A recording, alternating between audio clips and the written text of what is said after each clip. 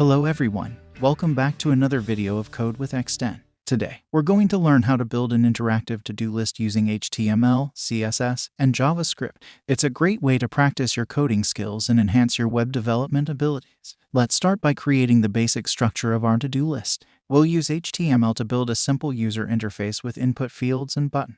Then, we'll apply some CSS to make it visually appealing and user-friendly. Next, we'll dive into JavaScript. We'll write the logic to handle user interactions and add functionality to our to-do list. This includes capturing user input, storing tasks in an array, and displaying the tasks on the screen dynamically. To make our to-do list interactive, we'll implement features like marking tasks as complete or incomplete, deleting tasks, and clearing the entire list. If you are new here, don't forget to hit that subscribe button and turn on the notification bell so you'll never miss an update. Happy coding!